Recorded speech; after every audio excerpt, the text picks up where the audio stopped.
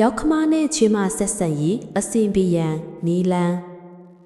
ရောက်ခမနဲ့ချွေမဆက်ဆံရေးဟာကမ္ဘာတဝန်းလုံးမှာစိန်ခေါ်မှုတရအထိရှိနေတတ်ပါတယ်။ဒါပေမဲ့နားလည်မှုစီးမင်းနဲ့ကြိုးစားအားထုတ်မှုနီလန်းလေးတွေနဲ့အစဉ်ပြေအောင်ဖန်တီးယူလို့ရပါတယ်။တဲ့နားလည်မှုနဲ့သဘောထားကြည့်ခြင်းမျိုးဆက်ကွာဟမှု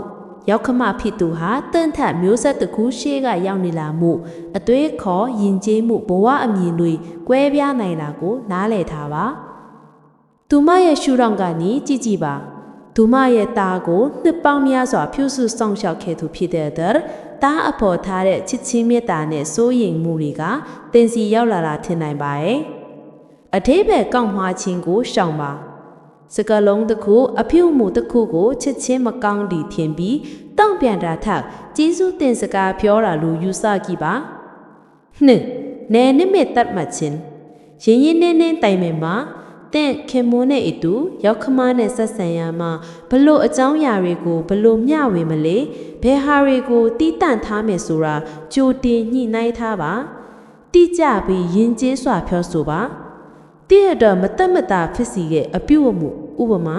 မတိုင်မဲအင်တွင်းကိစ္စတွေကိုဝင်ရောက်ဆွတ်ဖက်ခြင်းမျိုးရှိရင်ကျေးဇူးပြုပြီးကျမကိုအရင်မေးပေးပါစတဲ့ယဉ်ကျေးပြီးတိကျတဲ့စကားလုံးတွေနဲ့ပြောဆိုပါတင့်ခင်မွန်းကိုအဓိကအချာထားပါတတနာတစ်ခုခုဖြစ်လာရင်ရောက်ခမကိုဓာတ်ရိုက်ရင်ဆိုင်တာထက်တင့်ခင်မွန်းကညစ်တစင်ညှိနှိုင်းခိုင်းတာကအပိုထိရောက်နိုင်ပါရဲ့၃ဆက်သွယ်ပြောဆိုခြင်းအဖြူသဘောဆောင်တဲ့စကားကိုဦးစားပေးပါဝေဖန်စရာရှိတာထက်ချီးကျူးစရာရှိတာကိုဦးစွာပြောပါဟင်းရတာလီကောင်းနေအမေအကူညီလိုတဲ့စတဲ့စကားမျိုးတွေကဆက်ဆံရေးကိုပျော့ပြောင်းစေပါတယ်နားထောင်တက်ကောင်လေ့ကျင့်ပါသူမပြောတဲ့အခါအာယုံဆိုင်နားထောင်ပြီးပါတင်းအလွတ်မှပြောဖို့အတွက်မစင်စားပဲနားထောင်ပါမေးခွန်းမေးပါသူမရဲ့အတွေ့အကြုံဆုံးထက်ချက်တဲ့အကြောင်းစိတ်ဝင်စားမှုပြသဖို့မေးခွန်းမေးပါဒါဟာလေးစားမှုပြသရရောက်ပါရဲ့၄ကျေးဇူးတိကျမှုနဲ့အတိအမှတ်ပြုခြင်းကျေးဇူးစကားဆိုပါသူမပြုလုပ်ပေးရဲ့အကူအညီအသေးစိတ်တွေအတွက်ပါကျေးဇူးတင်ပါလေလို့မကြာခဏဆိုပါသူမရဲ့ကျေးဇူးကိုအတိအမှတ်ပြုပါသင်ခင်မွန်ကိုမွေးမြပြုစုဆောင်ဆောက်ခဲ့တဲ့အတွက်ကျေးဇူးတင်ပါလေလို့ပြောပါဒီစကားဟာသူမရဲ့ဘဝအလုပ်ကိုအတိအမှတ်ပြုရရောက်ပါတယ်လက်ဆောင်လေးတွေပေးပါပန်းပွင့်လေးအစားရထားလေးလက်ကင်ဝတ်ထုံးလေးတွေကိုမျက်နှာမတွေ့ခင်ကနေပေးတတ်အောင်လုပ်ထားပါငါစိတ်ရှိခြင်းနဲ့ဆက်လက်ကြိုးစားခြင်းချက်ချင်းရင်းနှီးမှုမမျှော်လင့်ပါနဲ့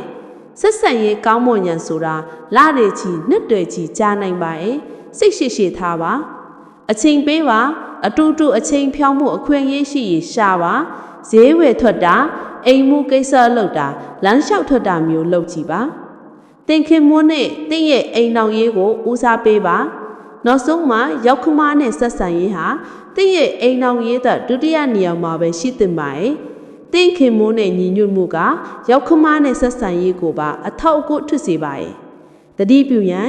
ဤနီလာညဟာအခြေခံသဘောတရားတွေဖြစ်ပြီးလူတိုင်း၏အခြေအနေပေါ်မူတည်ကချိန်ညီကျင့်သုံးရန်လိုပါတယ်